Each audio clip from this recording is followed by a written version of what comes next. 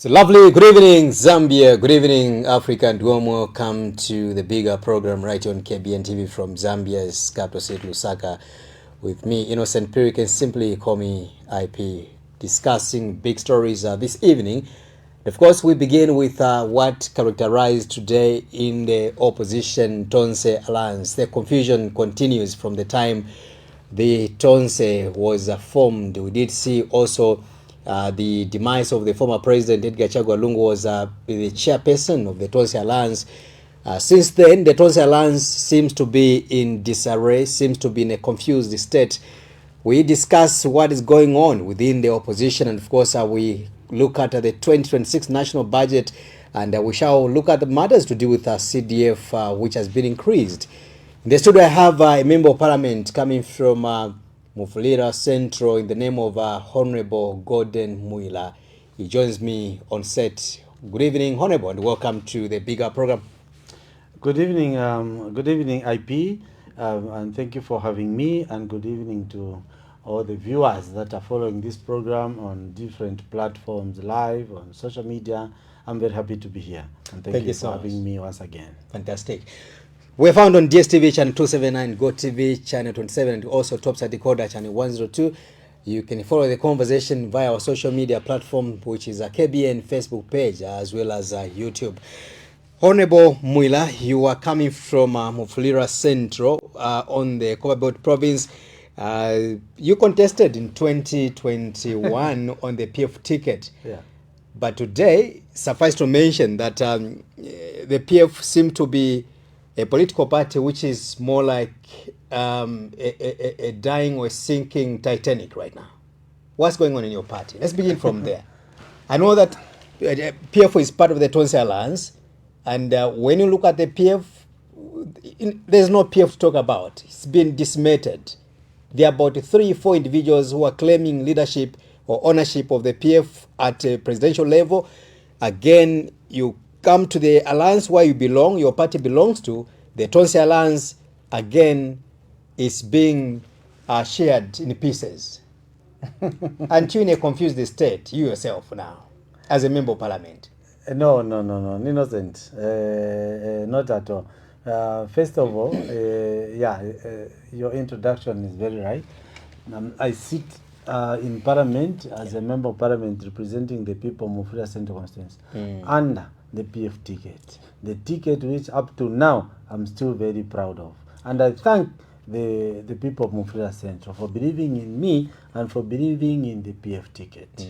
And that is why up to now I'm a very proud member of the Patriotic Front representing the masses of Mufulira Central constituency. When you refer to the PF being in disarray and being decimated, let me make things very clear, because I am a member of the PF, and I'm privileged to be here in Lusaka to see what is happening at the top leadership of the PF. I also have the privilege to be back home in Mufulira to see what is happening on the ground as far as the party is concerned. I will tell you this, the PF is not decimated. The PF is not in disarray.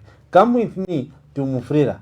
Come with me to the Copper Belt. You will see how strong and intact the PF structures are. And that is why up to today, the most formidable opposition to this government is the PF.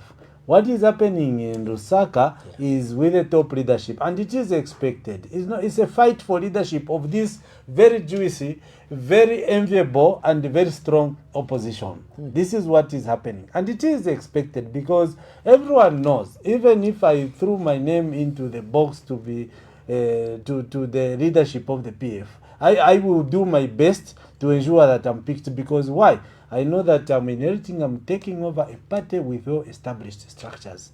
You referred to what happened today, of course, it's the latest, and that is what everyone has seen. There was a scheduled press conference under the Tonse, and let's get it very clear.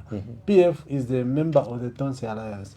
Together. Is the anchor party, for that matter. And you know why PF is called the anchor party? Because, look, the only thing that makes the PF different from other opposition political parties, PF is in opposition, so are many other political parties. The only difference in the Tonse, or even outside of the Tonse, that makes a difference between the PF and the rest of the opposition political parties is that PF has representation in the House. PF has members of parliament. And when you say PF is the anchor party, so it should be. And everyone sitting in the Tonse or outside should have that recognition. Because without a party having members of parliament in the House, it is as good as any other ordinary party. Nasharaneka or any other, those that are trying to make a mark at national level. And that recognition must be given. But what happened today? Of course, all of us well-meaning members of the PF consented and agreed that yes, PF must be a member of the Tonse Alliance, starting from those of us that are sitting in parliament and our structures, our central committee, our provincial leadership, district and constituency leadership gave consent to say yes, we can be in this Tonse Alliance. And look, what happened today, I do not support it. The confusion that selected few, because I don't want to say the confusion that our members, us as a PF, took there. Selected pockets. You know what? No one can tolerate what happened there. And all well-meaning members of the PF do not agree, do not support. Look, we are a party that was in power for 10 years. And we did tremendous work in this country. When today you ask, why did people vote the PF out? They will tell you, you did not have control over your cadres, over your members. And we acknowledge, even our great leader, the late Edgar Lungu, made mention of that. We say, yes, we lost control over our cadres. And we are a party in reform. That conduct that happened today at the Liberty House, at Comrade Tembo's place, where a duly called Tonse Alliance address was disrupted by a few. I condemn it, and I think I speak on behalf of so many members of parliament. Because remember, members of parliament are what makes the difference between the PF and the rest of the political parties. And for me, I would want to call an investigation within our rank and file to understand and identify who was behind that confusion. And whoever is behind that confusion, whoever is found to be behind that confusion, will not have the support of the members of parliament. When you look at will not have that support. When you look at the screens, what is will like that person to be punished. What is being shown on the screens right now? Those are your boys. Those are well-known members in the PF. So I do not know what kind or what form of investigations you are demanding for when you know these boys already. Look, the PF, like you have mentioned in your preamble, that PF, you were kicked out or booted out of power in 2021 because of the violence. And then you can't tell me and the people of Zambia that you have reformed when you are still exhibiting the same behavior. You see, IP, as a party, we have reformed, and we are still on the path of reform. Those are pockets. Those are pockets. But you know what? I refuse to say those people who were there, whom we are seeing, acted in their own accord. Right. And that is why I said we need an investigation to understand who is behind that confusion. We call it confusion. Who is behind that? Let's make it clear. Whoever is found to be behind that, whatever position they have in the party, will not have the support of the members of parliament, will not have the support of well-meaning members of the PF. And we'll make sure that we'll deal with them. Right. Remember, we are yet to choose our leader, successor to our late president, may he so rest in peace, President Edgar Lungu, the 60th Republican president of this country. And at the time of his death, was the party president and leader of Tonse. We are yet to find the successor of our party leader, and it will be done within our constitutional requirements. We have to go to a convention and pick that. And if any person who is behind this confusion of today is identified, if I just want to say this, if they have any ambitions of leading the PF, today is their doomsday, because we do not want to be associated with this confusion. Let me get the sense of responsibility from you.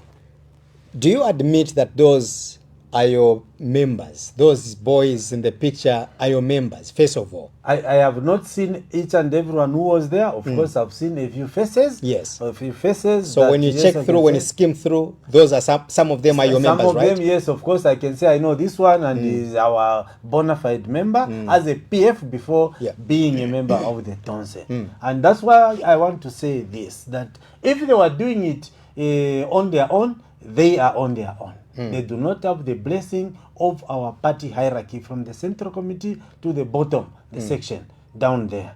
But if at all we find that in fact someone made clandestine arrangements to cause that confusion, they are on their own and they are not going to have the support of the rank and file of the party.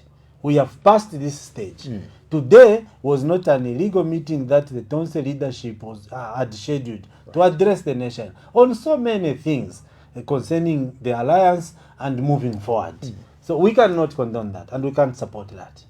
As a party, I'm not CSG, I'm not speaking officially on behalf of the party, but I know the role that I have as a member of parliament, which makes a difference between the PF and the rest. We do not condone that. Let's look at still more on the scenes we are watching on the screens right now. Honorable Mwila, you understand that for those boys or those men to act in such a manner, I don't think they can act on their own. And there's one, one example and one. I'm trying to use a very polite word to you because we're a politician again, and also to your fellow politicians out there. Most of you politicians, you lack a sense of responsibility and in taking charge when a mistake has happened. First of all, it is quite gratifying that you've admitted that some of them are your members. You know them. Of course. Yes. But what you are not agreeing with me here is whether or not those members were sent by the top leadership. Well, it's clear that for those boys to act in such a manner, it's either maybe they were sent by Group A or Group B or Group C. Whatever the group is, we have a single file in terms of the hierarchy of the party. And I can tell you, though I do not sit in the central committee, which is our highest policy-making body of the party, I can tell you that there was no instruction from the central committee to ask those people to go and cause confusion there. I am a member of parliament. We do caucus as PF members of parliament. There at no time has been no discussion to either arrange or go and cause that confusion. That is why whatever we saw today was out of some clandestine or selfish interest of people who think they can be bigger than the party. We have a mandate to liberate this country economically, socially, and we have elections coming next year. We cannot be talking about this thing.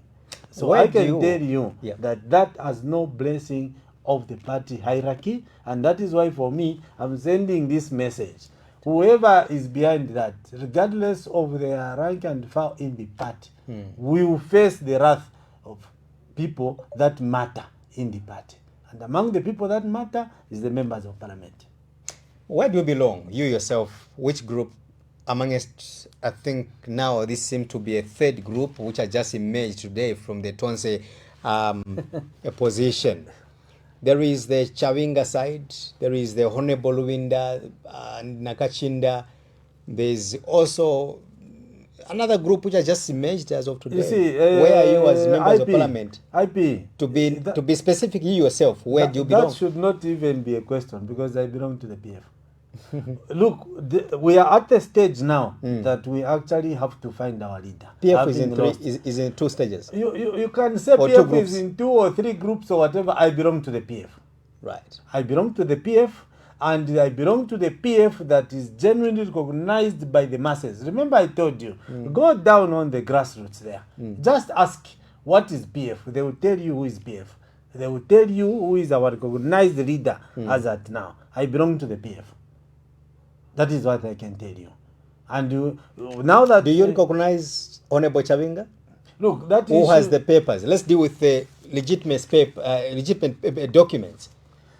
for me, And the documentations for of me- Chawinga. Look, that issue of you are talking about, this one has got the papers and whatever, those matters about who is who in charge of the party at here in Lusaka. I call it here in Lusaka because back home in Mufulira we know who is in charge.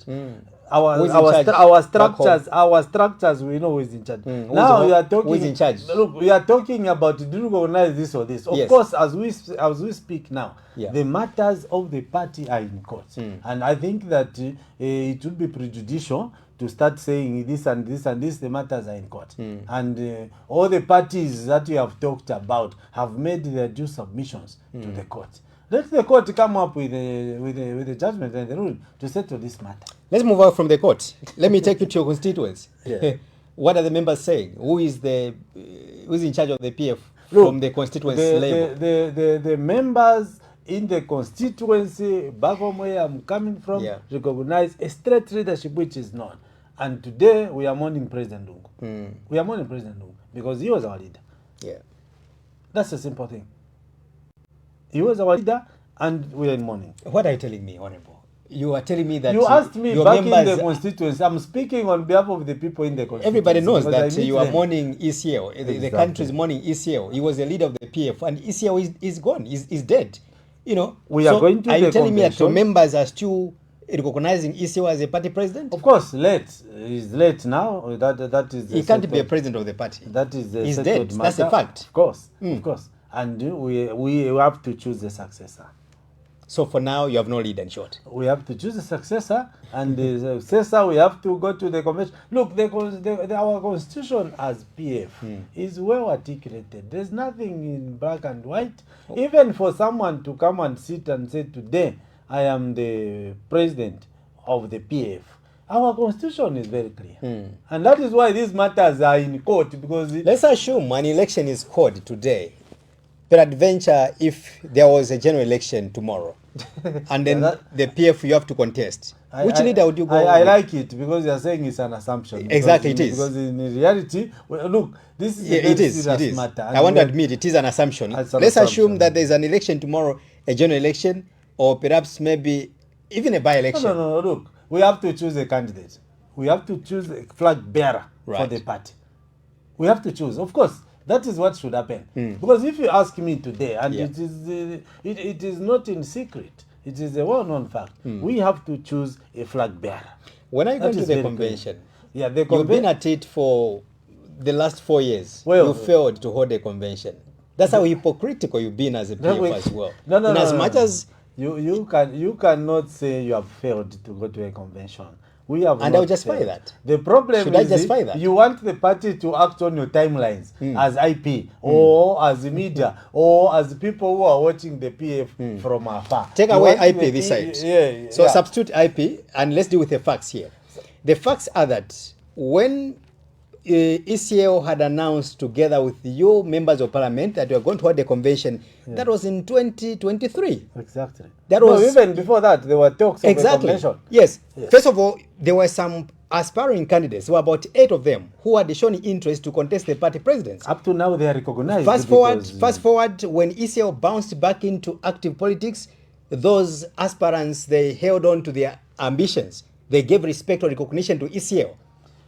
And when ECL was in charge at that particular point, again, these issues of convention Look, kept on popping up here and there. when President Lungu announced on that day that he was coming on the 28th of October, that he was coming back into active politics, he did not say, I have banned everything, no more activity, there's no convention, whoever paid, you are on your own and whatever. He just said, I've come to wrestle the party, Rescue because the as I am leaving, I will not be a happy person to see the party that I led, the party that has done so much for this country, go into this direction. But he did not say he has suspended the convention. He didn't say he has cancelled all those nominations. No, up to today, as a party rank and file, we recognize whoever showed interest through payment of that nomination, because that was the announcement to say, if you have interest, follow this route. And all those who follow that route, up to today, are still being recognized.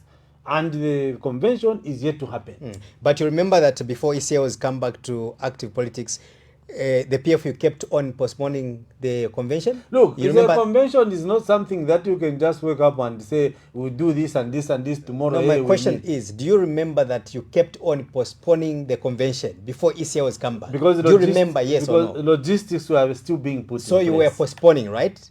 because of logistical issues, Logistical issues, yes. Logistics. So you kept on postponing. You can't say you kept on postponing because if I ask you how many dates can you recall here and state which date was set and say postponed, which date was set and say postponed, it is still remains Let me itemize, Honorable. Let me itemize. There is coming a convention for the party to choose the leader and to choose the flag bearer. Let me itemize. In 2022, early 2022, yes, we were told that the PF convention was going to be held sometimes in February. You remember that? Yes, I do remember. It was postponed. And there were reasons why postponed, it would not be held. But you remember that there was an official announcement with a memo issued that the PF was going to hold its extraordinary convention in March, sometimes in March. Remember, right? Since we lost power up to today, there has been no convention held according to the PF constitution. It does not mean the convention or the method of choosing a leader or a successor or a president has been abandoned or cancelled. It's normal. It's normal to say we set this date and because of this and that logistical issues we are not ready, so the general membership agrees. You can tell me if you saw after announcing of whatever date or time that the convention will be held. Today you can tell me if you saw any uproar across the country to say no, we just want this day, this day, this day and this time. Yes, I can tell you. Because the reasons, should I tell you? The reasons were should I tell you? Very clear why we should. Should I give you an example of an uproar which arose? Where did you say an uproar? It's the Mausamba. That was not an uproar. It's a Mausamba. Look, okay. The Mausamba uproar, which of course eventually culminated into holding an illegal convention. But you remember that? Let me tell you this. Like I said, we don't want to delve so much into matters that are in court. But I know that you are privy to the submissions that Honorable Sampa has made into court. When today we are talking about a consent judgment. And you have seen the submissions that have come from both parties. The parties of Honorable Sampa, whom I hold very dear and respectable, is a gentleman. Look, you just have to be real to accept that he has made that submission in court, which you are aware of. He's done that. And also the other camp also has made the submission. So when you tell me there was an uproar, there was this. This is in public knowledge. The submissions that Honorable Sampa has made in court, which he has even also made public on his Facebook page, which is widely followed. The reason why I was asking there was an uproar, there was this convention. Just go back to his submissions, which are in court now, for which we are waiting for the court to append to that consent judgment that has been made. Then you will think twice about the statement that was an uproar. The justification to my question, Honorable, of course, notwithstanding the fact that the matter is in court, but the reason why I'm insisting to ask about when will the PF hold a convention is because the people of Zambia have been subjected to this drama from the patriotic front. You've kept on postponing a general convention. A few days ago, it was announced that you are going to have a convention before December. Before the end of the year. You know, before the end of the year, thereabout. But the question still remains, how will the people trust you because you've... No, innocent. You are Mtorankani. You are a journalist. And your business does not just start and end on this table. They are all over in the communities, not just in Lusaka and all over. I will tell you this. In fact, our membership or the masses that are looking forward to supporting the PF in the next election are telling us that please have that, just give us who is our flag bearer and we'll go for that person. So make it very clear. I can tell you this, that in fact our general membership, all they are waiting for is for the party to come and announce to say, Vane, as a nation, here is our flag bearer. And as of today, I'll share with you today. I think I took time as I they're just waiting. Whoever we made through the normal process, we are going to run. While preparing for this program, I skimmed through social media and getting the sentiments from some of your members over what has transpired, you know, at Liberty House or that lodge. And your members are saying, you are making us tired. You are making us fatigued. Can you put your house in order? Meaning, telling you, the leaders. Look, it's like you are more like confusing the grassroots the branch members, they're in a confused state because of yourselves. You know why? You No. can say that it's because of the love that the masses have for the party. And you've taken the love of your grassroots members for granted. Not at all. Right. That's why people can express that desperation or frustration to say, please, because they are telling you, we are here. We are here with you. We are behind you. But what we are seeing is not good. Not that is why I left you. They are saying, we, members of the PF, because the masses have no jurisdiction or capacity to come and sit at a central committee because of the system how it works. Not everyone of the PF would have traveled across the country to come to Liberty House and join that meeting today. And that is why they are saying, please, we are here, and we do not like what we are saying, which is normal in a relationship. In a relationship where there is love, where there is commitment, it is normal when one party does something inimical to what is expected. You point out, and that is the liberty that our members have, to point out what is wrong. And they don't end there. They even say, what should happen is this, they even come up with solutions. So for me, it's not to say people condemned and they are frustrated or whatever. They were just expressing themselves that, please guys, we are here waiting.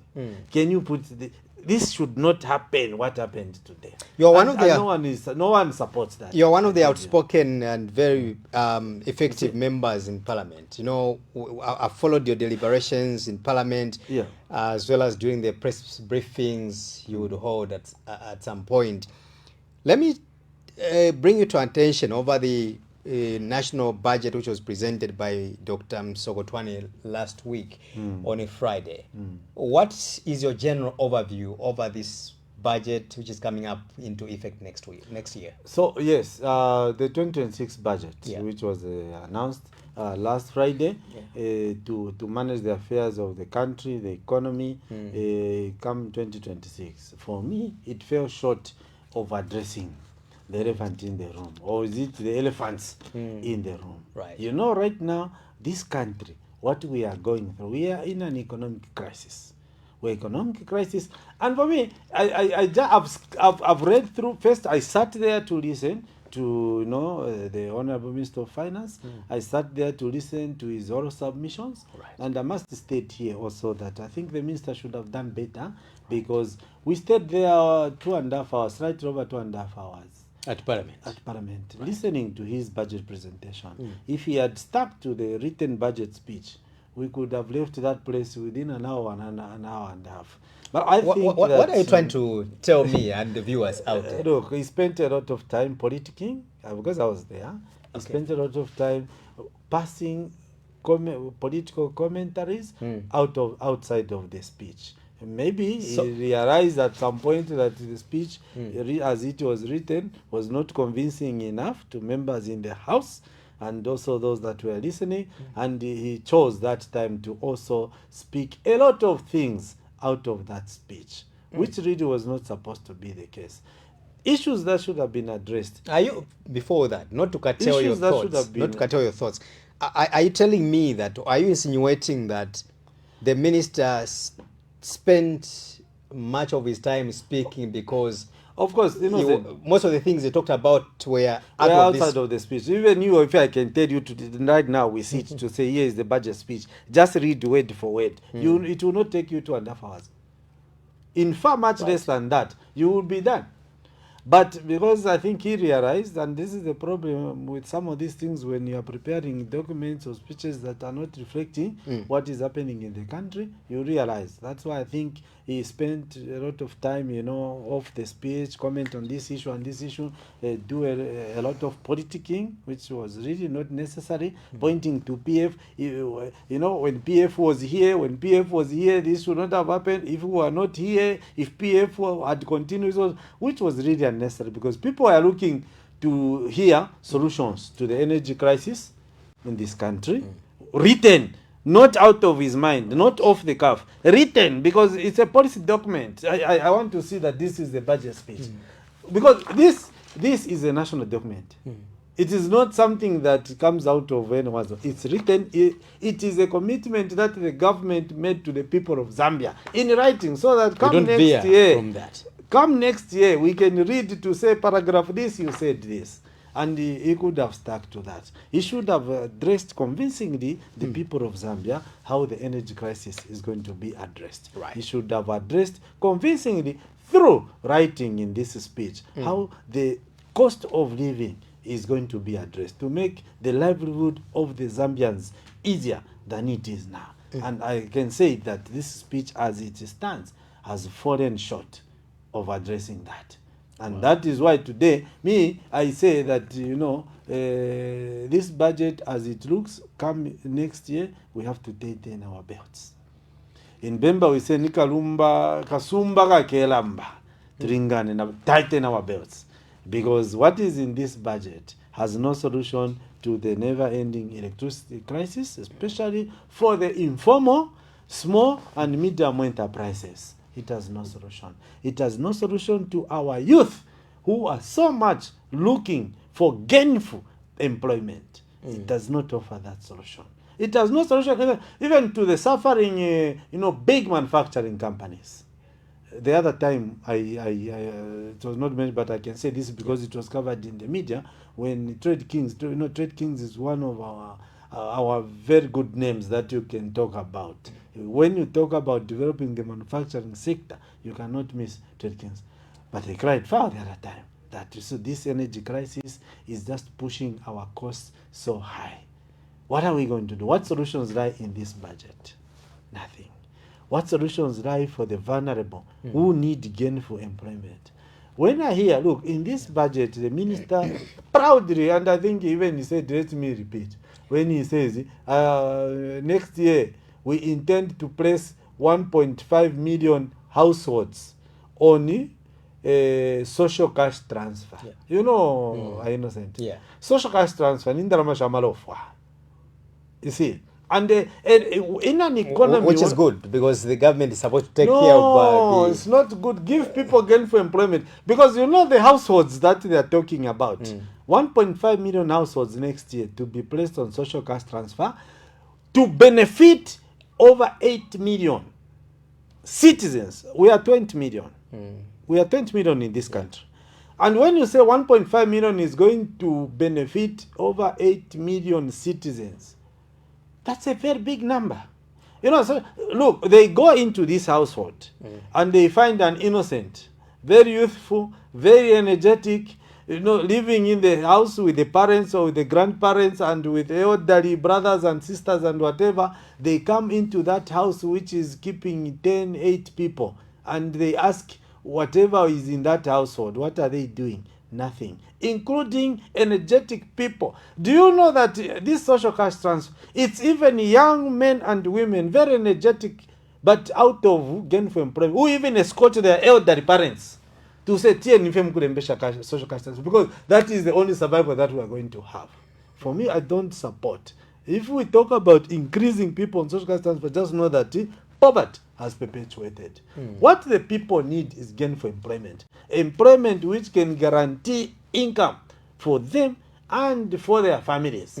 We still live in a very common society that I look after my nucleus family. I also look after my elder parents, my grandparents, and my siblings, and my nephews, and whoever. So if even in just one family, one is in gainful employment, that is enough. So the solutions that came in here was boasting that we are now going to increase. When you increase people on social cash transfer, just know that poverty is not ending. Poverty is on the rise. When you say, what is this cash for work? Yeah. When you say cash for work will continue, you are just in short telling all those people to say, I have failed to find gainful employment for you. Therefore, just to sustain you, you still be getting that 600 kwacha. And look, it's not even like perpetual or permanent on the individual. If today I benefit from that, then I'm knocked off. Tomorrow I will not, the next month I will not be the one to benefit. Now, if I, because they have registered these people, we know what is happening on the ground. Yeah. If me, as Golden Wheeler, today, in this September or this coming October, I do that 10 days and get 600 kwacha. Next month I will not be eligible. I'll not even be eligible ever in this cycle. Now, that 600 kwacha, I went for that because I have nowhere to get any source of income to sustain me. The cost of living is so high. How far that 600 kwacha, which even takes long to be paid. Today, as I am speaking, we have evidence. Even I can speak, maybe I may not even speak for the whole country, but I know that it came there in Parliament when a wide range of members of Parliament, both on the right and left of the Speaker's side, complained about the delay. The last people who worked in February of this year, up to today, have not been paid. I'm 600 kwacha. They have not been paid. Now, okay, how does it alleviate poverty? How does it offer relief? If you work in February, you spend your 10 days in February, March, April, May, June, July, August, September. This is 7 months. You are yet to get that 600. And why not give perhaps recommendations on how these things can that be question on? even our and before you answer, don't you think, Honorable, that it is all fair to have a government which is going to be considerate to some people who are not employed? For example, you've talked about the social cash transfer, you've talked about the cash for work. All these are initiatives by the government to ensure that somehow some citizens who are not employed in government or elsewhere, they have got something, little capital or little, something to feed their family members. You and I, you understand very well that, if you go to Scandinavian countries, these are countries which are able to even feed the unemployed. Their budgets are able to cater for the unemployed. But Innocent, when you don't you think that maybe this initiative by the government really gives hope that even the unemployed, they are being considered? When you are making those comparisons, first of all, the issue I've raised, and I'm still sending this message to the government, because it is something even our mother, the vice president, acknowledged in Parliament to say those who have worked under cash for work and have not been paid will still be paid. But that word is not good enough for someone who is starving. If it was like I finished my 10 days today and a week is passed or 2 weeks have not been paid, when you assure me you'll be paid, I can hold on. But not someone who worked in February, as far back as February. 7 months down the line. And all you can say is you'll still be paid. And it's not like you'll be paid billions or millions. It's just a 600 kwacha. I can tell you, for the majority of all those people, that 600 is actually gone. Now, when you make a comparison, look, this is not unique to Zambia.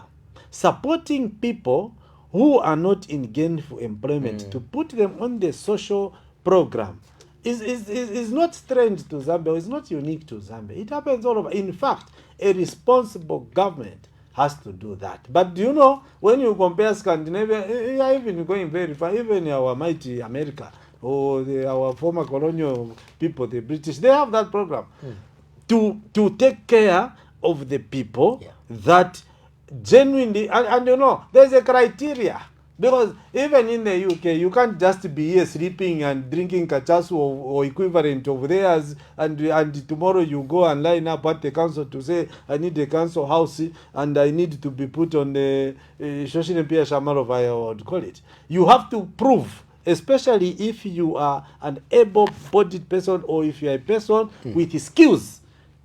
You have to prove that you have actually actively been looking for gainful employment and you have failed to find it. Then they will enroll you.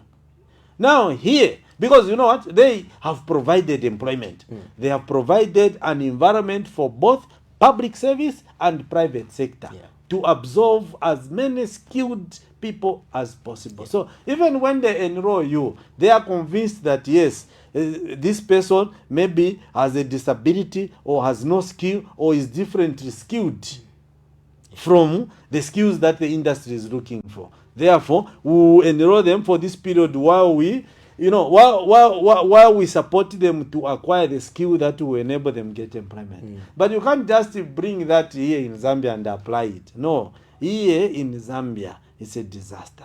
This lack of employment is a disaster. And what we need to do is to create opportunities for people to be in gainful employment, not to perpetuate people on social cash transfer, not to perpetuate people on cash for work. No. There's an announcement which came from the Minister of Finance that about 2,000 health workers will be employed starting immediately, starting this year, going to next year. Yeah. Oh, those are very strides, No. very good strides to Look, show you that you've got a working government, right? Of course, I applaud that. Look, who can condemn? Any normal person. Yeah. Look, I can't come here and start condemning, don't employ those people. No, those are skilled, and we know that in this country, we still need more people in the health sector. We still need more teachers. So any effort, even if it was to recruit one, we must applaud that. Right. Because people are on the street, and yet they are qualified. You know, so that is fine. But do you know that, in fact, the most vulnerable people who are in employment are civil servants? Because even the salaries that civil servants get are quite low, really, compared to the cost of living. What is important, employment creation is not about people getting employed in the civil service. Employment creation is how many people the private sector is absorbing. How many people, here we talk about mining, we talk about manufacturing, we talk about tourism, we talk about agriculture. All these are famous sectors in this country with potential to recruit as many people as possible. If you are telling me that 2,000 in the tourism sector will be recruited, yes, we would celebrate even more than 2,000 teachers or 2,000 health workers. Right. You know, we get excited by these numbers, and you know these numbers are just in two social sectors, health and education. I look forward also to a time when we will hear that in the tourism sector, so many thousands of people will be recruited. Because you know what, you and I, you know, we have now even been reduced to thinking that employment is just being a teacher or a health worker. Yeah. But there are a lot of people who have done bookkeeping. There are a lot of people who have done hospitality. There are a lot of people who have done craft works, you know, who don't have nothing to do with education or health. But they still need to be employed. So let us pronounce private sector created jobs. That will even be more important and more beneficial to the country than public sector jobs. Public sector jobs, of course, it's the duty of the government to provide health services and education and whatever. But we cannot have a country where you talk about the majority of the people are in public service. Then your economy is not growing. What we need, you know, we have killed, I talked about the elephant in the room. Yeah. The electricity crisis that we have in this country has led to a lot of jobs being lost in this country. Now, those people have nothing to do with teaching or health. All they know is to be a craftsman. Yeah. All they know is to work in the mines. All they know is to work in some factory and whatever. But because those factories do not have the energy anymore to continue absorbing them, they are laid off. And that is what we need to restore in order to reduce those numbers we are talking about on cash for work or social cash transfer. That's what we need to do. The issue of energy was extensively talked about by the Minister of Finance in Parliament, and I remember, I think, in one of the, you know, his speeches, he did mention that, or he put the PF to shame, the previous administration to shame, yourselves, right? That you are partly or largely to blame because you never invested heavily into the energy sector. Innocent, I think I'm happy you brought that topic here. This is information that anyone who wants to verify can take it upon themselves and go and verify. In 2011, when the PF took over government from the MMD, do you know how much generation capacity of electricity this country had? 1,600 megawatts in 2011. And as at 2011, these are facts that, you know, people who are serious without politicking would countercheck and agree with me. In 2011, 1,600 megawatts, that's what the country could produce. And since our independence, or let me just say, way back into Kariba, the last major investment that happened in electricity generation was in 1977 under the UNIP government. Kariba North Bank. Not even this Kariba, because this Kariba we talk about is a colonial legacy. The UNIP government last did a major investment in energy in 1977. After that, it was just maintenance and whatever. Until 2011, when PF inherited this economy with 1,600 megawatts of generation capacity. I can point to so many others. First of all, it's within the 10 years of the PF. That Kariba North Bank thing was expanded. We can talk about Mamba, the thermal power from Mamba, 300 megawatts. It was under the PF. We can talk about Dollar Energy, 102 megawatts. We can talk about in Mansa, what is that? Musonda Falls expanded from 5 megawatts to 10 megawatts. In short, what I want to tell you is this, that after 10 years of the PF in government, at the end of 2011, this country had moved from 1,600 megawatts to 3,300 megawatts. The sums or the differences are used to calculate. This is what I'm telling you. And it's not solar. This is to support the base load of the country. Investment in permanent and guaranteed power generation. 3,300 at the end of 2021. Today, 4 years down the line. Today, as we speak today, we are at 3,800 megawatts of capacity to generate power. Of course, so then we can say, okay, so meaning that this government, because they found it at 3,300, we are now at 3,800, so they have added 500. What is that 500? The majority of it is what we're talking about, solar. Now, let me tell you this. This solar generation, let people not believe that this is the alpha and omega to end our problem. Do you know that today, right now, of course, even here, I'm here, we are in the studio. Yeah, you don't have power. We are running on genset. Maybe you can tell me you have solar. I'm yet to ask. But do you know that as we are speaking today, all solar centers across the country are generating zero power right now because it's in the night. It's in the dark now. There's no power. So to even say we have moved to 3,800 because of this, that was the solar thing. And look, we are talking about Chisamba. Of course, that is a project that was started by the PF. And if you go back to the history of that Chisamba 100 megawatts, even the engineers at the time of commissioning, when President Lungu went there, it was even stated there to say by 2025 it will be ready. Today we are talking about 100 megawatts there. Now that is even the potential, because that solar thing at Chisamba, at its peak, you can even go. We don't even go beyond 60 megawatts. The Samba solar project, which was recently launched by President Hakainde Hichilema. Of course. It was the project for the PF. It's a PF project. That's a PF project. Because of the foresight of the PF to have an energy mix. You see? So, for me, in this budget, when I look at this budget and analyze the energy sector, so what interventions are we looking forward to address this energy crisis? Permanent solutions, I've seen none, except one mentioned in this budget, which is scheduled to expand the Mamba, whatever that Mamba company, where they get 300 Mamba Corals, 300 megawatts. That is the energy we need to be focusing on, because that energy increases our base load. It increases our guaranteed payment, whether it's in the morning or in the night, it will come out. That is applauded, of course, 300 megawatts. Other than that, the rest is solar.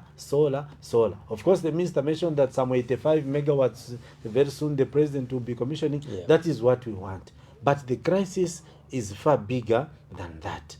I can tell you that if you look at our PF, I still talk about PF because I'm a proud PF member of Parliament. When you look at our manifesto as PF 2021 to 2026, PF manifesto, I will tell you, you will see there that, look, we have a problem because our hydropower, which is about 85% or more of the energy that we talk about here, is based in the southern region. Just around the southern province, we can talk about the Victoria Falls and the Kariba and the Kafiwe and all those things, right? But look, in the northern circuit, where we still don't suffer so much of this climate driven weather patterns, lack of rains and all that. There have been feasibility studies that just on the Luapula River alone, on the Lopla River. Feasibility studies which if the PF had continued in government up to today, we could have been talking about a project commencing on the Lopla River to generate 600 megawatts. That is what we need to do. But I've seen some people talking about, no, why should we talk about hydro? Because the weather has disappointed us. Of course, no one has control. When we have a drought in the southern region where we have invested heavily, let's look north. In the north, even today as we are talking, some places will soon be receiving rains. 600 megawatts feasibility studies done project on the Lopla River. Let's expand it Shimba Falls, the generation capacity there. Let's look at all those water bodies out there. We can still get back on track. Because, look, we are not such an advanced economy that we can talk about nuclear. We are not such an advanced economy that we can talk about, other than coal. Thermal or these others, the investment will just be too much. So for now, the solution that we have, the cheaper and quicker solution that we have, is to look into investment in the hydro. And that is helpful for us. We still have a lot of potential in the northern circuit. We still have that. But when you look at this budget presentation, the area talking about the energy crisis, other than the 300 megawatts expansion that is scheduled to happen next year at Mamba, the rest is just solar. Now, of course, solar is okay. I'm not saying it's nothing. But look, it is part of the energy solutions. But what we need in this country is to expand the generation capacity to increase our base load. The base load is the power that is permanent and reliable. You can only get that from hydro. You can get that from thermal, like Mamba, not Ayama solar. These solars are temporal. And that is why I'm saying we still have no solution to end this electricity crisis. Communities have suffered. Go in the compounds. Of course, I applaud when they say that I applaud when they say that we are going to have our compounds. Our compounds will now be receiving 10 to 15 or even more. Of course, but what I want to say is this: every Zambian needs reliable energy supply, electricity supply. Because if you exclude, let's say here in Lusaka, if you say no, only in Mtendere and Kalingalinga they will be having people in mass media, people in North Midi, in Rhodes Park, those will still be on 3-4 hours of power supply. Look, our economy has shifted. Do you know what an average investment, even just at home, in a household, an average investment in solar power will not less than 50,000 kwacha. Right. Average investment just at home, a normal family, 3 or 2 bedroomed house, just a normal, you see, it will not less than 50,000 kwacha. How many households under this economy have the ability to spend 50,000 or more, 60? In fact, 50. I'm even being very basic, because just to even be reliable to say forget about Zesco, you should be talking about 100,000 and above. Are you also acknowledging the efforts, or rather the announcement made by Zesco a few days ago that following the heightened blackout in the country, they have cut down the power exports of about 400,000? Today, now it's today. Look, it's today that now the government has been magnanimous. So that's 400 megawatts, by the way. Sorry. Megawatts, yes. It's today that the government has now been magnanimous enough to actually admit that yes, we've been exporting so much megawatts and we are cutting down. This is what we have been talking about and advising. Let us cut on the exports. Of course, those contracts to export to Namibia or DRC or Botswana or wherever, of course, this government found those contracts, but they were done under normal circumstances. They were done when we had enough to supply to the Zambians. Remember, by the time we were going into the 2021 elections, 2020, this load shedding had ended, I can say.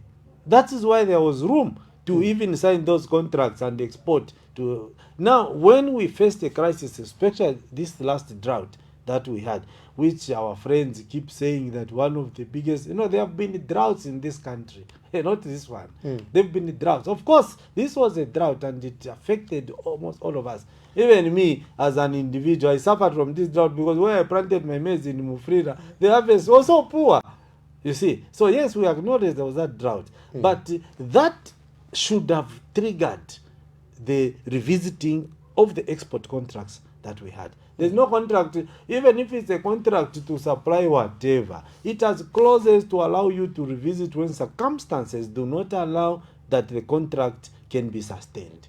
We should have been at this stage 2 years ago to revisit all these export contracts and make sure that we first of all satisfy our local market, satisfy our local demand. Then we can start exporting. Of course, you know what? This issue of energy is a very complicated. It's not as simple as me just saying stop exporting.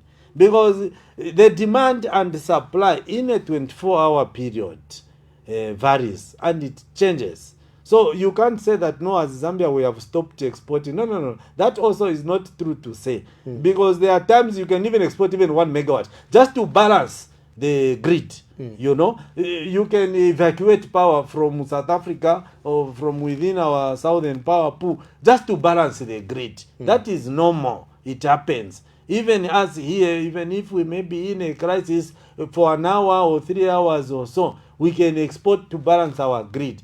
But that should not be a permanent action to deprive our people of power to make their livelihoods.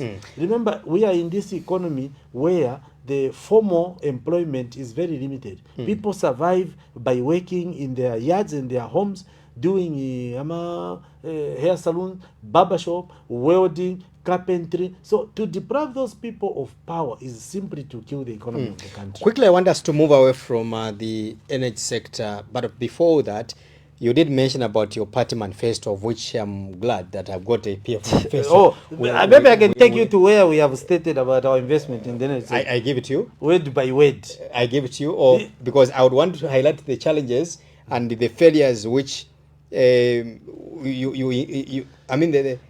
shortfalls under your administration. Of course, there are a lot of let me say something here. Okay, please, let me give it to you. Look, we are on the energy. This is the energy. I hope people can see. Maybe it can be captured. We are on here. This is our energy development time. It's here. It's here. To say that when the PF formed government in 2011, power generation capacity was at 1,600 megawatts. It's here. And then, towards the end of this paragraph, currently, when we were doing this manifesto, it was in 2021. Yes. Prior. Currently, prior to the elections, the total capacity stands at 2,800. And it's in this budget speech where you will see the Minister of Finance acknowledging that, in fact, 2,800 was at the beginning of 2021. It was in 2020. At the end of 2021, we had moved to 3,800 megawatts. Or because of what? Investment that the PF had put in the energy sector. Now, let me tell you something, because that's why when I told you that our Minister of Finance, Uncle Msogotwan, spent a lot of time politicking when he was presenting this budget. There's something that caught my attention when he said that in 2026 they are going to do the interconnector to the East African power pool. Because he even said in his language to say, for example, last year, and I think I can speak even now, Tanzania has got surplus electricity. Had we put that interconnector, we would have quickly imported from Tanzania and gave relief to our people. And he said, if this had been done by the previous administrations, and you know one thing I like about Msogotwan, of course, he's a qualified man. He's in the right place. But sometimes when he takes too much into politics, he forgets that he was part of the MMD government. He forgets that he was actually economic advisor, first of all, to President Mwanawasa. And then President Banda elevated him to Minister of Finance. Of course, he has a very rich CV, which is enviable Really. But sometimes, you know what, when he goes too much into politics, he forgets that he was part of the regime when he says had the previous administration when he was part of it. But there's something he said, if the previous government, especially the last 10 years, of course, when you talk about the last 10 years, it's about PF. If in the last 10 years we had completed that interconnector to Tanzania, West Africa, we could get power from Ethiopia, Uganda, and all those things. This is our manifesto. Going forward, this is the PF.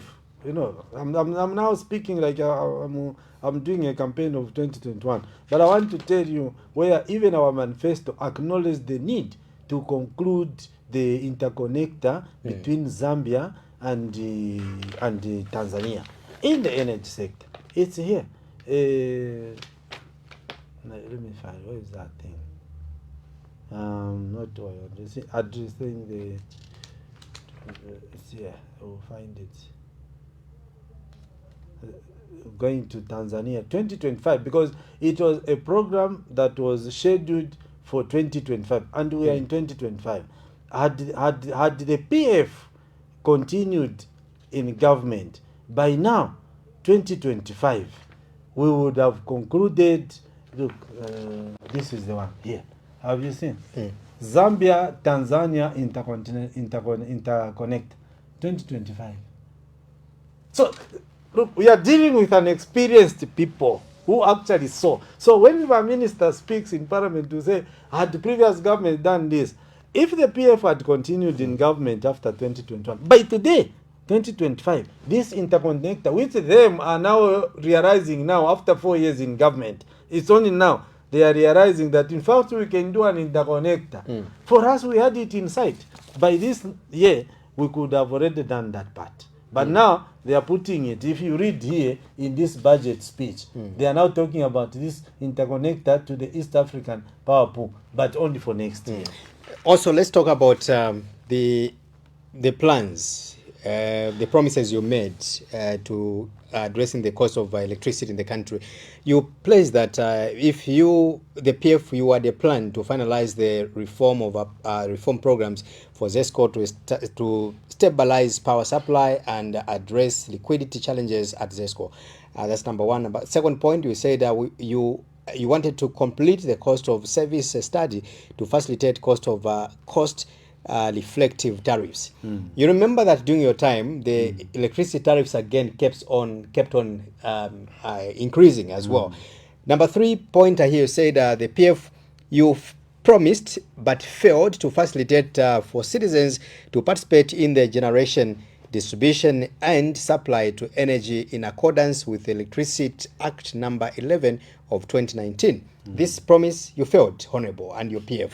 You also pledged to foster the development of regional interconnectors. But how can you say we failed? Because this is a manifesto. This is had we remained in power after 2021. So you can't say you failed. We are not in power now, by innocent. We are not there. This is going forward. You see, going forward. According to you, this was a pledge. Yes. Had we won the elections from 2021 to 2026. This manifesto, is of 2021, 2026. And it was well articulated by identifying what was existing and the challenges and the way forward. Let's talk about the CDF. Things you can't say we failed, because how can we fail when the party is not in power? Let's talk about the CDF increase as well. You are a member of parliament. I would want to know how your people have benefited from this government over the massive, unprecedented increase in CDF. From 1.6 million kwacha under the PF, or from the previous administrations, the UPND comes in with the HH and the Bali. They are saying we shall increase. They kept on 25 million kwacha, 20 million kwacha, now 30. Now we're talking about 40 million kwacha next year. Of course, it cannot be ignored. You know what? I welcome the CDF. Right. I think I'll be hypocritical if I can sit here and say this CDF is useless. Right. No, I think I will not be right. But let me tell you this. This CDF, when we are talking about moving from 36.1 to 40 million, say it has been increased. Do you know, in fact, it has not been increased. Let me tell you this. Because generally, the entire budget for the country has gone up. We are now talking about 2026 budget of 200 253.1 billion kwacha. Last year we were talking of a budget of 200, I mean this year now 2025 217 billion kwacha. Do you know this year's budget and the CDF of 36.1, do you know what percentage it is? Just below 3% of the entire national budget. That is the percentage of this CDF. So even in 2026, I've done my calculations. When we talk about a budget of 253.1 billion kwacha, against almost 60 billion, because 46 by 126 you can do, I mean 40 by 156, you can do the calculations. The CDF component of the budget for 2026 is still somewhere about 2.7, 2.6%, less than 3%, which it is even now. So effectively, the increase is not in real terms, but it's inflationary. Because generally it is expected that because of the effects of inflation, general prices of goods and services go up. Right. Not in real terms, but because of effects of inflation. So, yes, we are now talking about 40 million kwacha per constituency. That is not in real terms. It's inflationary. Because even a bore, which in Mufulira, we are sinking a hand pump bore, we are sinking at 150,000 kwacha. Next year, when we contract people to sink bore, it will not be under 50 million kwacha. It's under 50,000, sorry. It will be more. Not because they have added anything new to sinking of a bore, just because inflation, which is a general increase, an increase in general prices of what? Goods and services. So I want to dispute. This CDF has not increased. What has increased is the effect of inflation, because it is still falls below 3%. If I did my calculation and found that in fact CDF is now 5%, or let me just say more than 3% of the national budget, then I would say, yes, it has increased. You see? So in monetary terms, yes, we are talking about 40 million. But even the costs of goods and services will go up. But in your preamble, you mentioned that it would be hypocritical for me to sit here and ignore or rubbish the increment in CDF. No. Now you have flipped. You are saying... I'm not flipping. What I'm saying, you talked about the effect of CDF, increasing the CDF from 1.6. The effect that we are doing in the CDF. Of course, rather than waiting for the central government to come and do a bridge on a stream leading to the farm block in Karindin, in Mufulira, or in Ndola Road, or between our communities in Kalukanya and Kawama, rather than waiting for the central government to come and do that bridge, which is just about 5 or 6 meters.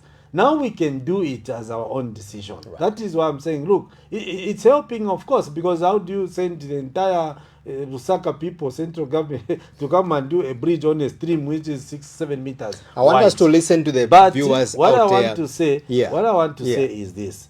On its own, this idea of sending so much money to the constituencies is a good thing. Right. The problem is the implementation. Right. The architecture of this CDF is that the administration is the local authority. And I want to admit here that I think the local authorities, which have multiple constituencies, have been struggling implementing the CDF. Right. And I'm speaking because I'm coming from a municipality which runs 3 constituencies.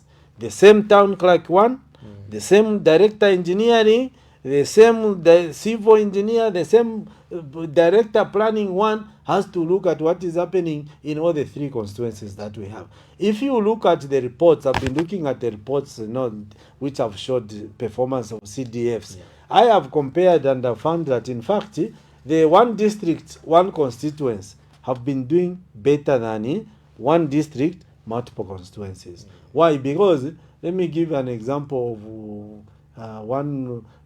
let me say Lumezi. Because I think Lumezi is one that came out in some report I saw that they were doing very, very well. It's Lumezi Town Council and Lumezi constituency. So one director of engineering have to focus on what is happening in that one constituency. And it's easier to manage. It is understood. But the municipalities that have multiple constituencies have been struggling. Because while me, in Mufulira Central constituency, I need the services of the Director of Engineering. My colleague, and by the way, we work very well with my two colleagues in Kankoyo and Kantanshi because we are one district. They also need the services of that Director of Engineering. And if he says today he's serving in Kankoyo, we will not have him in Mufulira. If he says he's serving in Mufulira, they will not have him in Kantanshi. So I think the implementation structure is what, in most cases, has been ineffective, lacking. And even this increase of 40 million, we need to address the implementation challenges that the councils face in addressing this issue. And some of these are not even council issues. Some of these, I'm sure you are aware, because CDF, CDF is in three components. Yeah. There is a community project, the one which we talk about buying desks, building classroom blocks, clinics, roads, bridges, and everything. And we are doing very well as in Mufulira. That is one component. The other component is to do with the bursaries and skills development, which is 20% of the CDF. Another component is to do with empowerments, loans and grants. You cannot take, under normal circumstances, according to the regulations, you cannot take money meant for loans to do a bridge. You can't.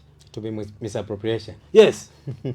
You really have to fight and move into offices to be allowed.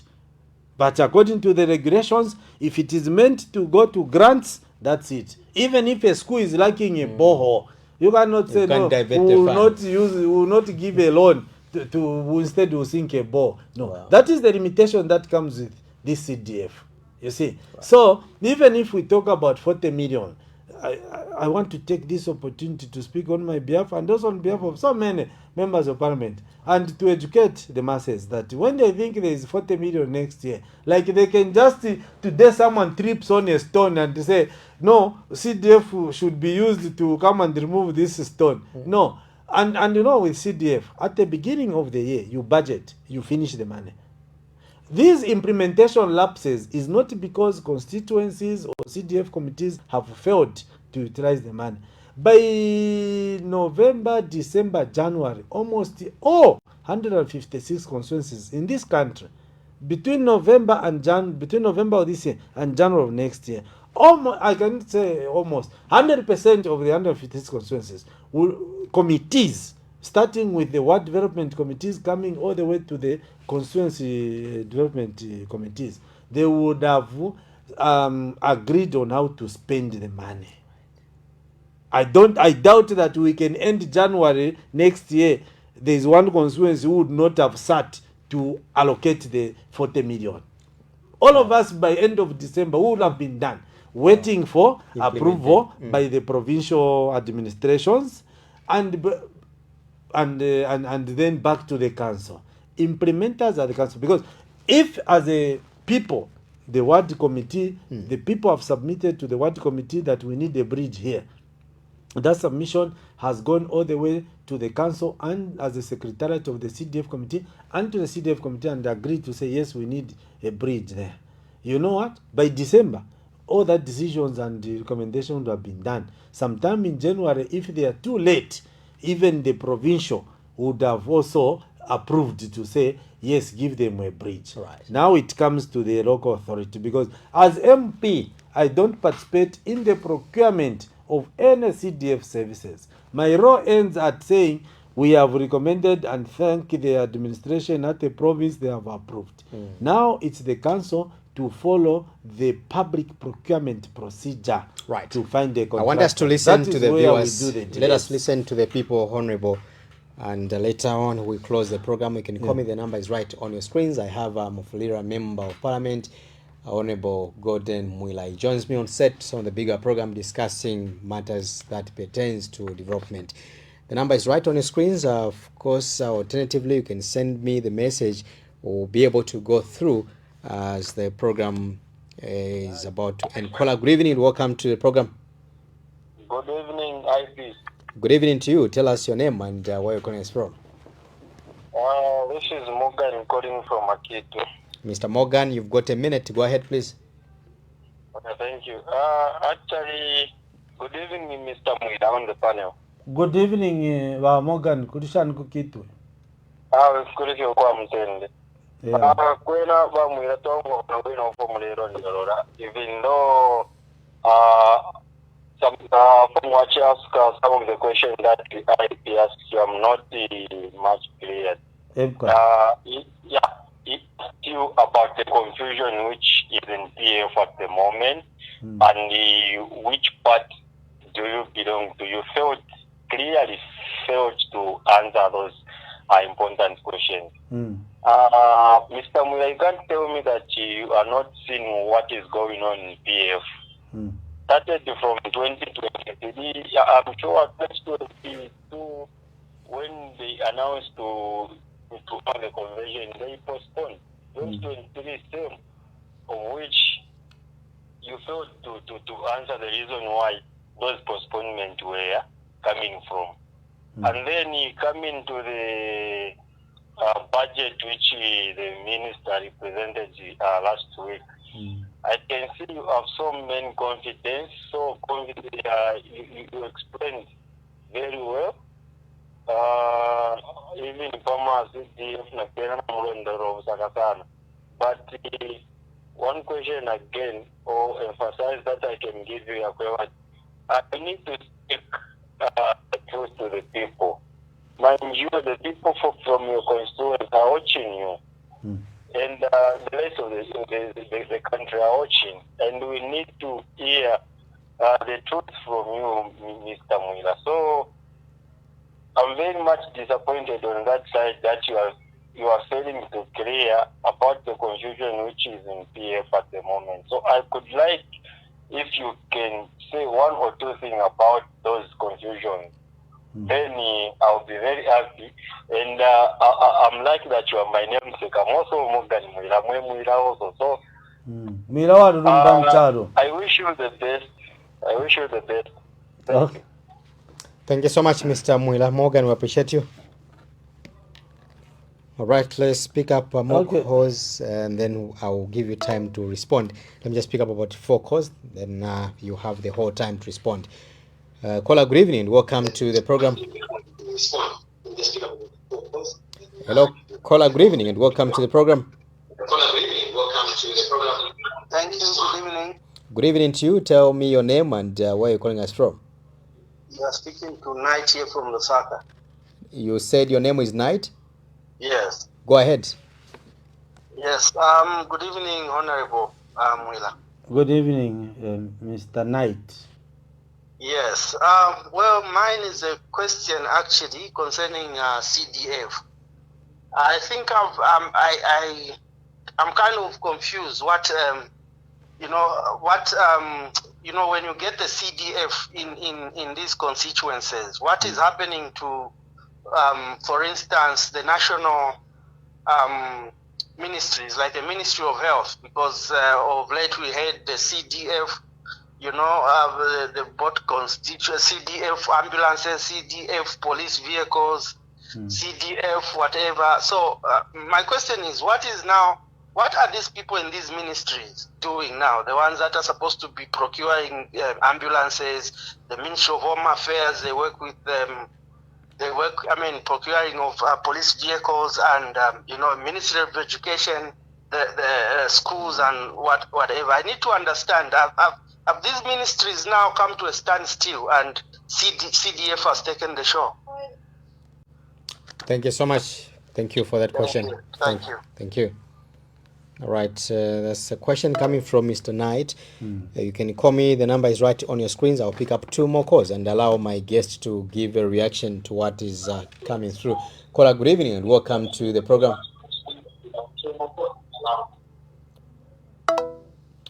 You can call me back. The number is right on your screens. But remember, before you call me, you reduce the volume on your TV set to avoid that feedback. Caller, good evening and welcome to the program. Hello, IP Mwabombeni Mkwai. Mkwai ni mwe banani? Nebo Joseph ndetumina kumakeni kavindere. Please landeni wa Joseph. Mkwai. Mwabombeni Mkwai kanabeso kwa honorable. Twabomba Mkwai ba Joseph na imwe chunguro Mkwai.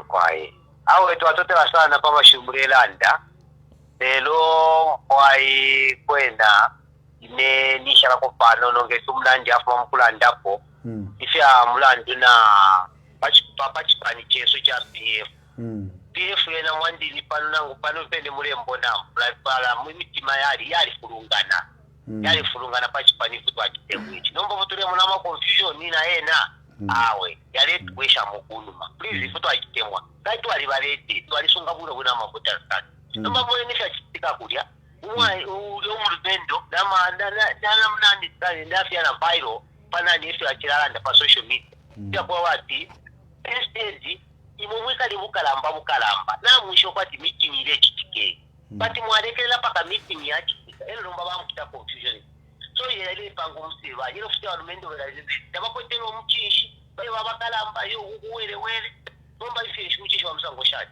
ukira kuri CTF manje ina budget yenao mwandi yena yabu fite pa kuomba ifo kuno tukula CTF kada wafatjo bali mishitira ndi kuruza maana ndi kuruza tukapangiro msemo kuno watu la tifo tukalabeva sio sisi kula teva tutera yangu mwewe ine CTF kamileterera okune mwaba ikamileterera kubantu bantu foma bala ile sifo mubachitira.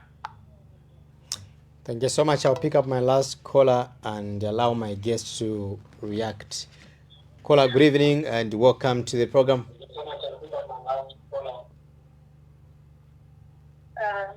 Good evening. Good evening. Tell us your name and where you're calling us from. I think I'll address myself as Anonymous, where are you calling? Okay, go ahead. Are you there, Anonymous? Hello, caller. All right. Hello, caller, are you there? Okay. Anonymous, you can call me back. The number is right on your screens. I have our Honorable Gordon Mwila from Mufulira constituency. Caller, good evening and welcome to the program. Hello, good evening. Hello. Good evening to you and welcome to the program. Thank you very much. I'm calling from Chipata. Your name, please? My name is Alvin Nyirenda. Mr. Nyirenda, go ahead. Yes, but I'll use Nyanja. Please feel free. Okay, thank you very much. But the many protocols are out there. Is it more gauti? Zionekana menso zamene bakamba zachungapo tikakamba zonena unena okay iyai chifanchi karibu ngazi kika chili chose chamene mulungu anachika mmaromo ati kina nthawe yake so siwanga ngayo kuti bawafosi no panganichi why simpangacha ngati nthawe yamene mulungu anaika ikaribu kwana sizingachitike paka pamene mwini wake anachipangira pamene chizakachitike so abo bantu balichabe bwino bakamba zamene zili pa ground hizi asana ndiso siyana wenangu tima vesesa tawenangu sitima vesesa mwira batikirike chake nangani amene alukamba kupalibe vuto ina hizo nteseki tatotera mkwai tatotera bena chipata. All right, thank you so much. I appreciate you. Okay, Honorable, I will allow you to just give yes. Comments to what has come through. I think that on what transpired today within the Tonse Alliance, not at the PF, but within the Tonse Alliance. Of course, the PF carries a big name because it is the biggest of all the parties in that Tonse Alliance. I stated here very clear that all well-meaning members of Tonse Alliance, well-meaning members of the PF, cannot support what transpired. And this is what we are moving away from. Organism, whether confusion or whatever, the people who called for that meeting were senior, duly appointed members of the Tonse Alliance. And there was no need for people, whether aggrieved in one way or another or for selfish motives, to do that. And that is why, for me, I made it very clear that we will still know who was behind that confusion. And I can just assure them that for us, we are serious. We sustaining the PF, sustaining the Tonse Alliance. And we are not going to tolerate that. Whoever is a senior person, just know that they have lost the support of the people who matter. Right. The people who matter. The people who matter, especially members of parliament, because we are the ones who are actually feeling the effect of being in opposition, the effect of not having, a proper leadership up to now that we can say we are here. So we cannot tolerate anyone fighting the efforts of the goals leading to that achievement. We cannot tolerate that. So they says no, I didn't ask. I'm PF. I'm PF. Is it Kitweman? I think. Yes. Morgan. Yes. No, I'm PF, and there's only one PF. These leadership struggles, like I said, it's because people know how formidable the PF is. People know how possible it is that, in fact, like the other caller who said from McCain, they're just waiting. I told you this before, and that is what is on the ground. They're just waiting for the PF to emerge and say, here now is our leader we are going with in the elections. And they'll be ready to do that, Right. But let us wait for the matters that are in court to resolve themselves by the courts. Then we'll move forward. CDF, let me take this opportunity, IP, to say further about the CDF. Because one of the challenges also, I talked about the challenges of local authorities that have multiple constituencies to effectively implement. That is a real challenge because there are just so few to deal with so many constituencies in the district. We have that challenge. The other challenge that we have are instructions that come from Lusaka. Because I said this CDF is just less than 3% of the national budget, which means 97.1234% of the national budget is still in the hands of the central government. And that is why one rightly pointed out, why should you follow again CDF to say you're going to buy an ambulance? Me, I've been asking people in the constituency. Of course, an ambulance is a need. And if the ministry thought it wise to first give money into and grab it to buy an ambulance, at the end of the day, I think generally, yes, ambulances are right. I've been asking people, if you were asked 2-3 years ago that can we buy police vehicles, I'm speaking for my constituency in Mufulira. I don't know about others. But I've been asking this question up to now to the people in my constituency when I have meetings to say, if they had asked you that can we buy a Land Cruiser for the police, would you have agreed? The answer is overwhelmingly no. They would rather have decided to use that money which we bought that police vehicle to build a classroom block or to buy this or to do a bridge or to do a maternity wing or anything else. So these decisions that come from the central government do not have the support of the constituents as it is called CDF. Because I'm sure that even all the 156 constituencies, they could even have found one who would have said, no, we don't need an ambulance. There could be more than one who would say, we don't need a police vehicle. So CDF is Constituent Development Fund. And the spirit in that CDF is to allow the constituents to sit down and make submissions to say, you have given us 40 million. Thank you very much. What we want to do as a constituency in this 40 million is this. And after all, the central government, you have 97% of the budget. If you feel that buying an ambulance is important, use 97%, which you are holding in Lusaka. If you feel that police need a vehicle, use your 97%. Allow us to address those issues which, if we left them to the central government, would take years and years to be fulfilled. And of course, wonders are happening, Innocent. I can tell you, in my constituency, I can tell you, I have a place called Kalindini in Wanana Ward. Kalindini is one of our food baskets of not just the constituency, but the whole district. There is a stream, and we have a community school here, a school, Kalindini Primary School. Across the stream, we have homesteads, farmers who settle there and the children. When the rains start, the children do not open term 1.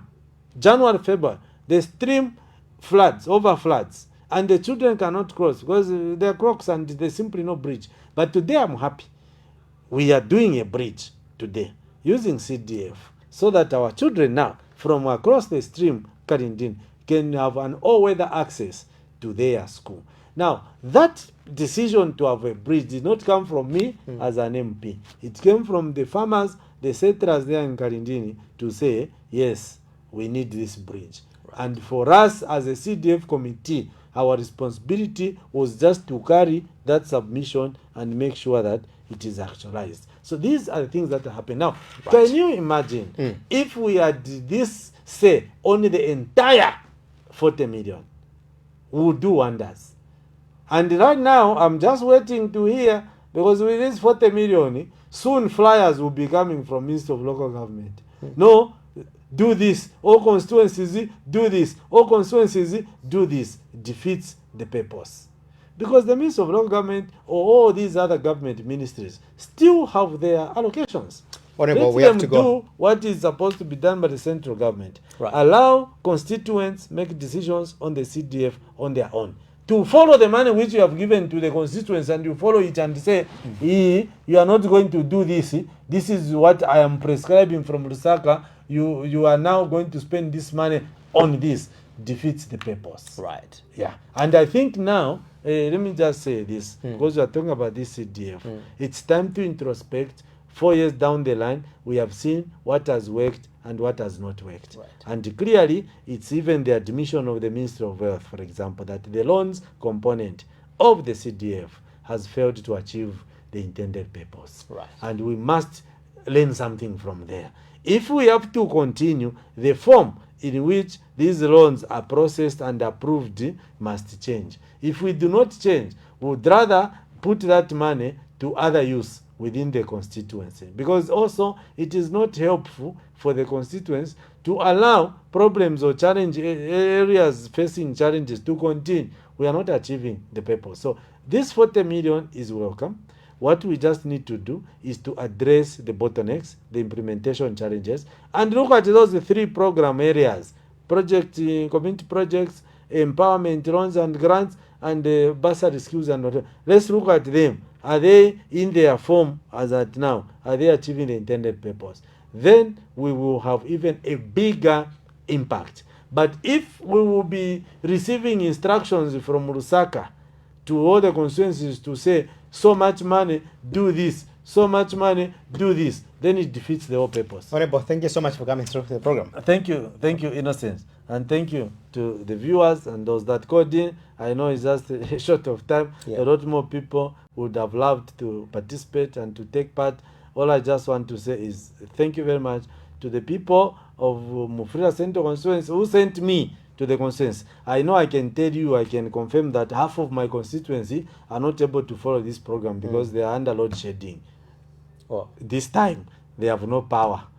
So those that have had an opportunity from Mufulira constituency and the Mufulira district as a whole to follow this, please, thank you very much, and you can share our submissions. And indeed, if you would have loved that certain ideas should have been communicated in the same manner that we do communicate, please feel free to reach out. But I would have loved that we have no load shedding so that the whole constituents would have listened to this interview. At least there will be a repeat tomorrow at 09 hours. Okay. So they can follow the program. Okay, please. Thank you very much. Thank you. Yeah. So are you recontesting Mufulira Central? I'm recontesting. Right. I'm there. Right. Yes. Today, I can say without any doubt that yes, God willing, I'll be on the ballot. All the best. Thank you so much.